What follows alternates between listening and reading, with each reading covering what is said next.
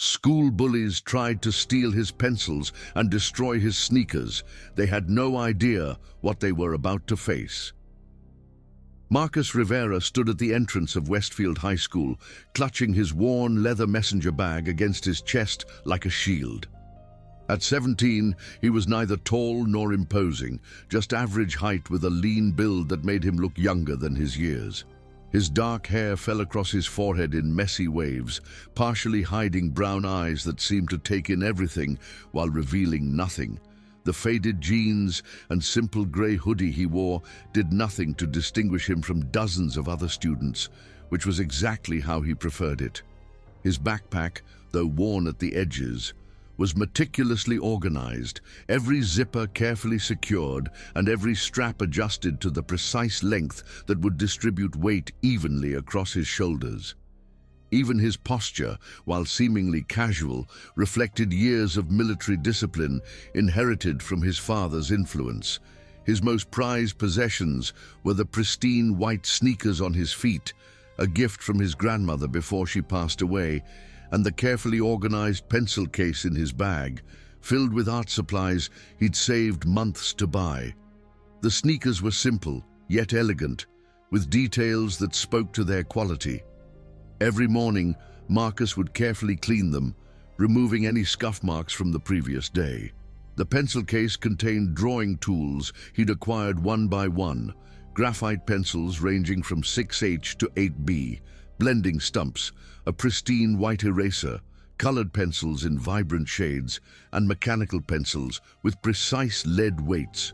These items represented more than just material objects to Marcus. They were symbols of the dreams and memories he carried with him as he navigated yet another new school. Westfield High was his third school in 4 years, thanks to his father's military career that kept their family constantly moving from base to base across the country. Marcus had learned long ago that being the new kid meant becoming a target, so he developed a strategy of keeping his head down, staying invisible, and waiting for the inevitable transfer that would take him somewhere else. The building itself was a sprawling complex of red brick and glass, with long corridors that echoed with the sounds of slamming lockers and hurried conversations. The walls were lined with trophy cases, displaying decades of athletic achievements, academic honors, and faded photographs of graduating classes that stretched back to the school's founding. Fluorescent lights buzzed overhead, casting a harsh white glow that made everything look slightly unreal, while the polished linoleum floors reflected the movement of hundreds of students like a distorted mirror. What none of his new classmates knew was that Marcus had spent the last 8 years training in mixed martial arts under his uncle's guidance. Every move, every transfer, every new base had included finding a local dojo where he could continue honing skills that had become second nature. His uncle, a former Special Forces operator, had drilled into him not just the physical techniques, but also the discipline and restraint that came with real fighting ability. "Power without control is just violence," his uncle always said. "Use it only when you have no other choice." The first week at Westfield passed without incident. Marcus found his classes, located his locker, and established a routine that kept him largely unnoticed.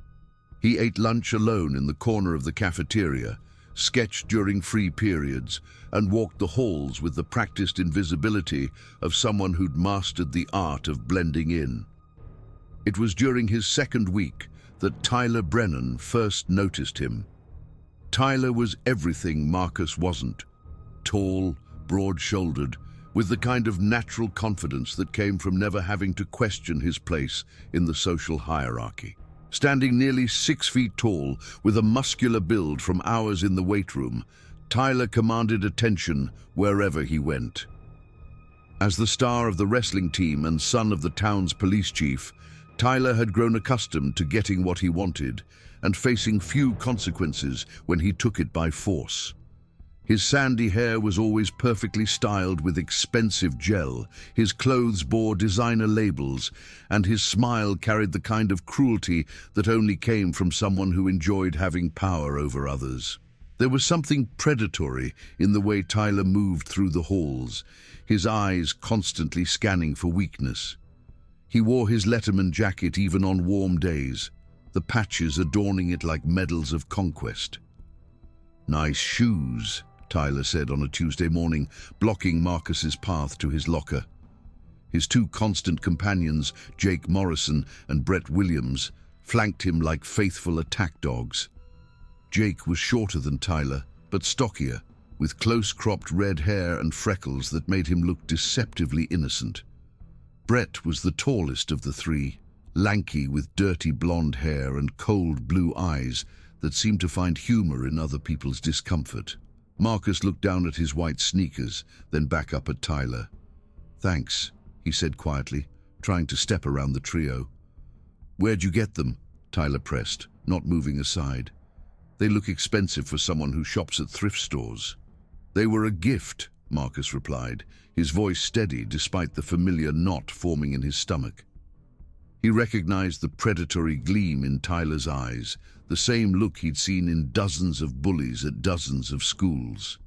"A gift?" Jake snickered. "From who? Your welfare caseworker?" Brett laughed along, but Tyler held up a hand for silence.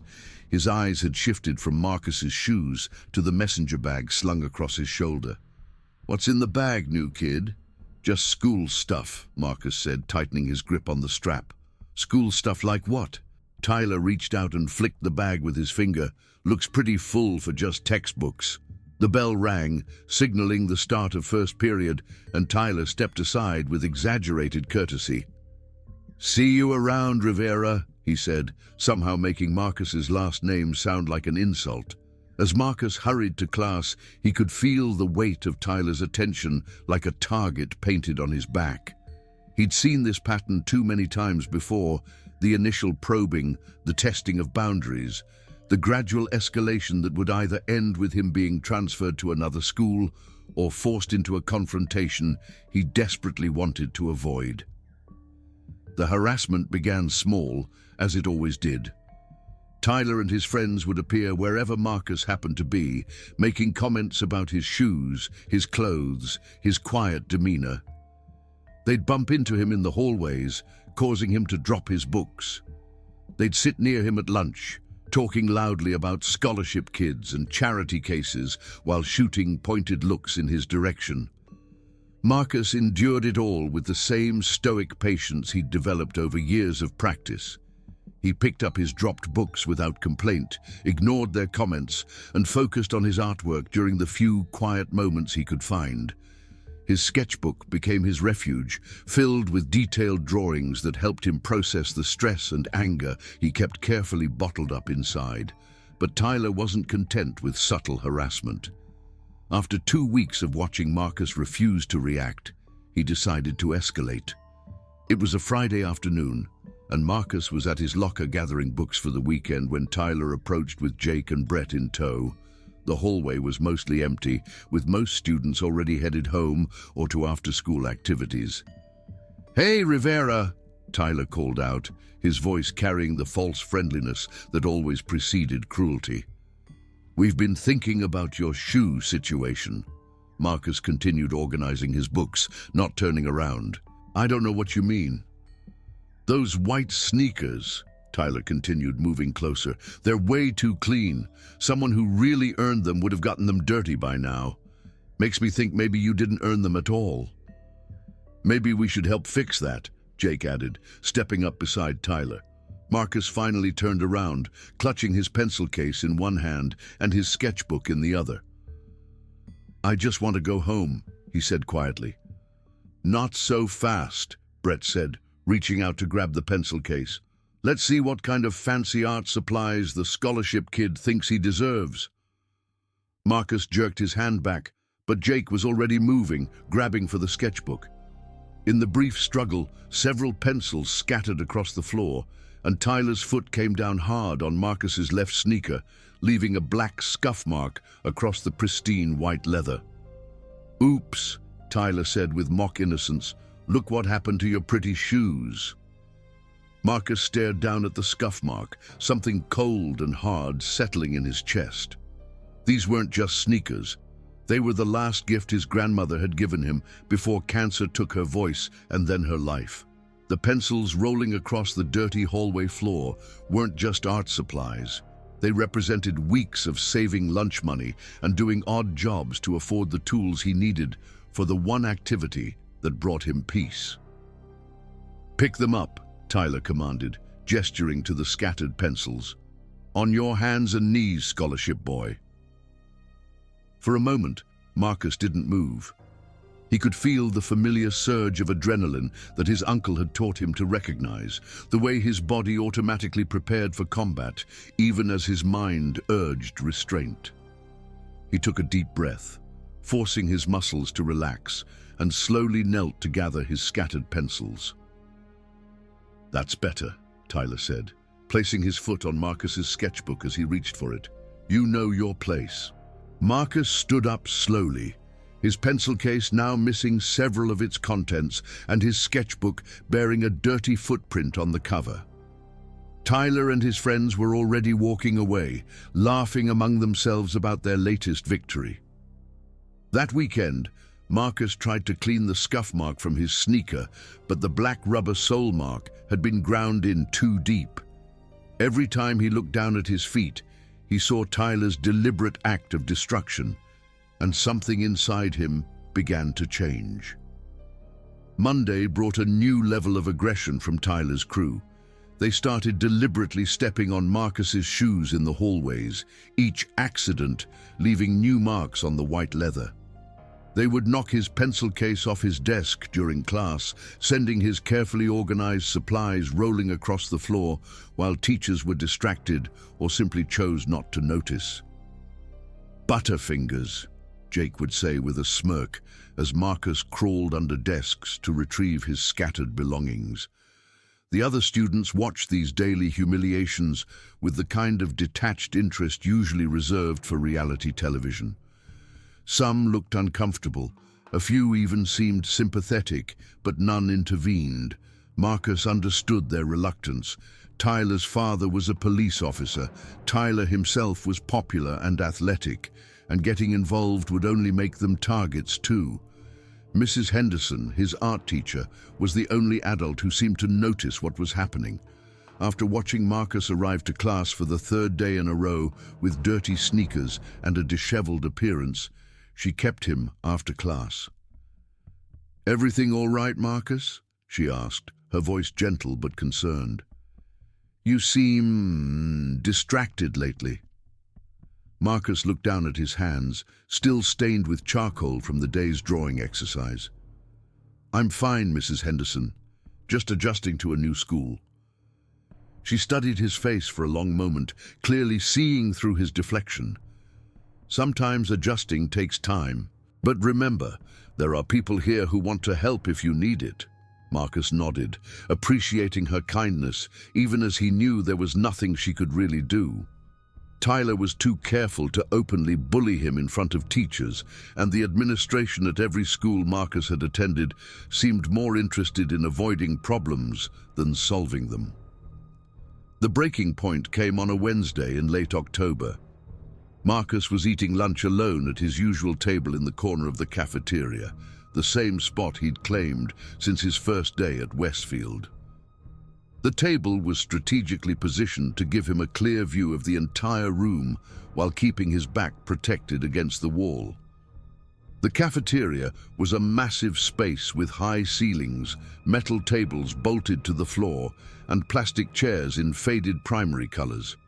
The noise level was overwhelming, hundreds of conversations blending into a constant hum, punctuated by the clatter of lunch trays and occasional bursts of laughter.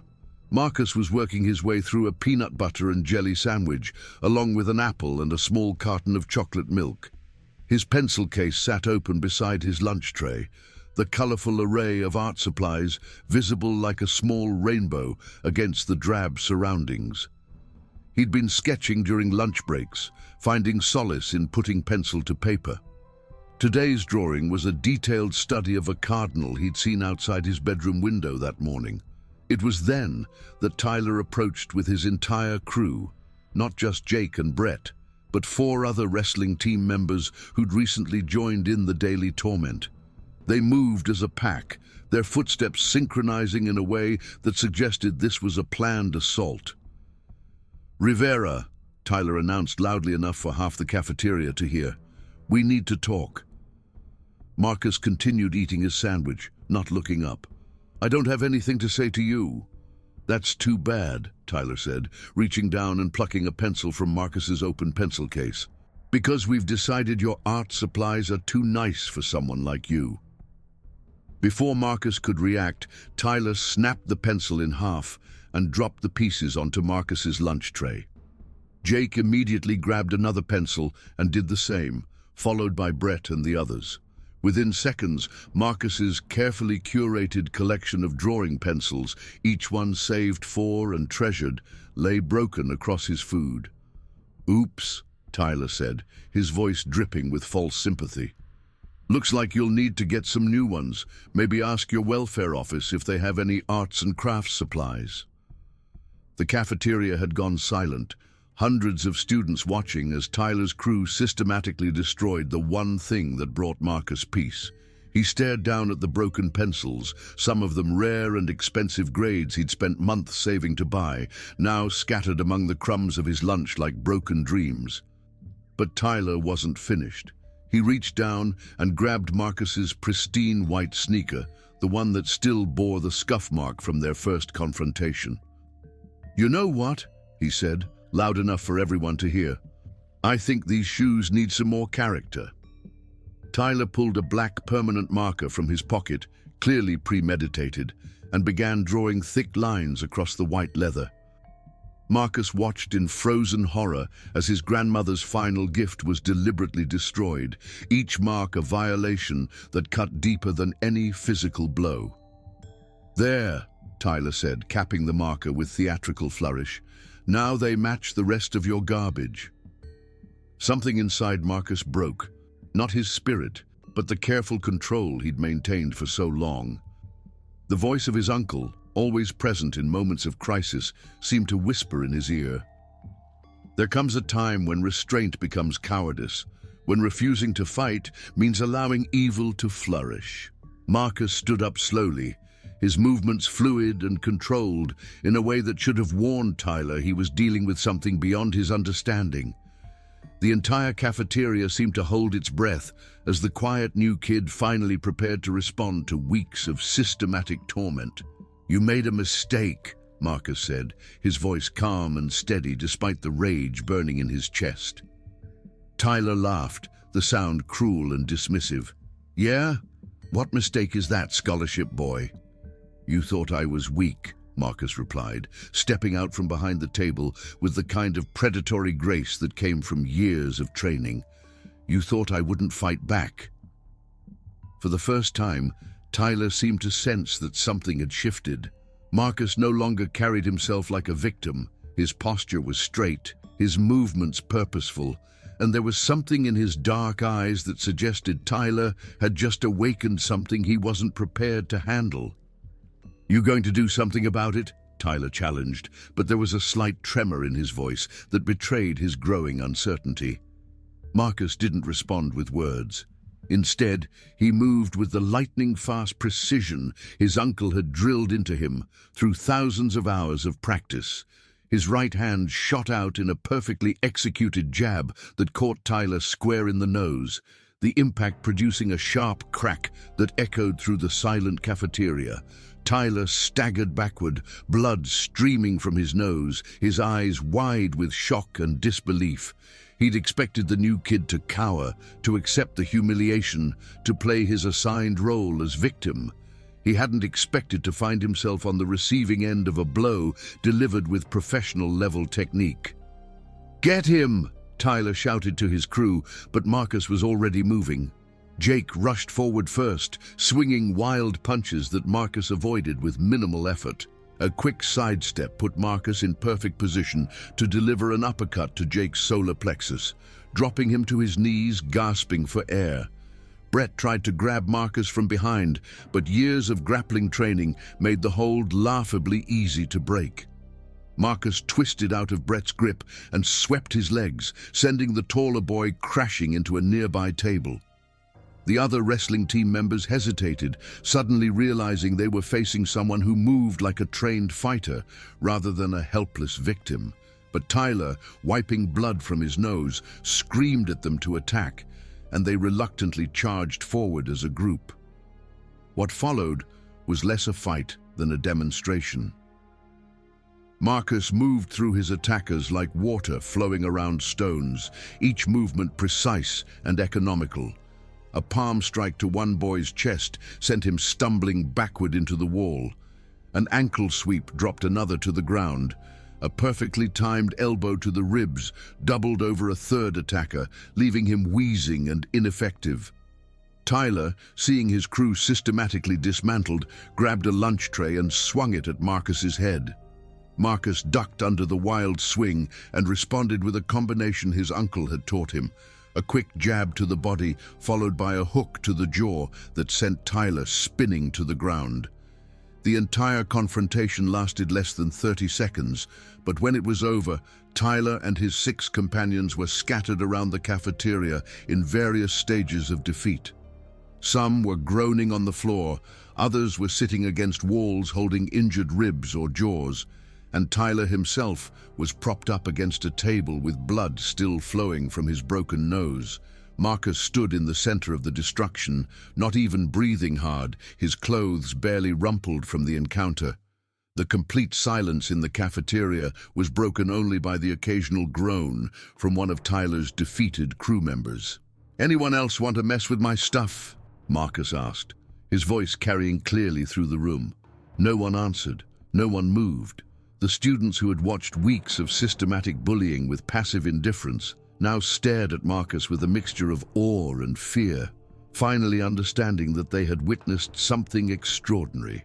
Mrs. Patterson, the cafeteria supervisor, finally snapped out of her shock and rushed toward the scene. "What happened here?" she demanded, looking around at the carnage. "Tyler slipped," Marcus said calmly, straightening his hoodie. "So did his friends, very clumsy group." Several students nodded in agreement, their voices creating a chorus of support for Marcus's version of events. "Yeah, they all just fell down," one girl said. "It was weird," added another student, "like they all tripped at the same time." Mrs. Patterson looked skeptical, but with no witnesses willing to contradict Marcus's story, and Tyler's crew too dazed to offer coherent testimony, she had little choice but to accept the explanation and call for the school nurse. As the injured students were helped to the nurse's office, Marcus calmly gathered his broken pencils and damaged belongings. The black marks on his sneakers would never come out, but somehow they didn't hurt to look at anymore. They had become badges of honor rather than symbols of humiliation. Word of the cafeteria incident spread through Westfield High like wildfire. By the end of the day, Marcus's story had grown into legend, with each telling adding new details about his mysterious fighting abilities.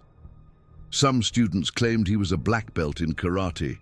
Others insisted he was trained by Navy SEALs, and a few even suggested he was part of some secret government program.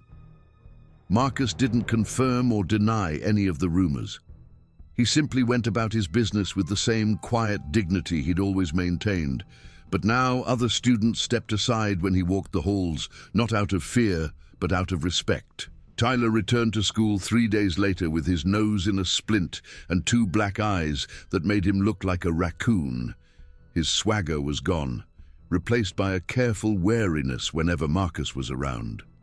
The rest of his crew gave Marcus a wide berth, their former aggression replaced by nervous glances and hurried retreats when their paths crossed. The change in school dynamics was immediate and profound. Students who had never spoken to Marcus before began nodding in greeting or offering tentative smiles. Teachers who had previously overlooked him suddenly seemed to notice his presence, and Mrs. Henderson made a point of praising his artwork in front of the class. Most importantly, the daily harassment stopped completely.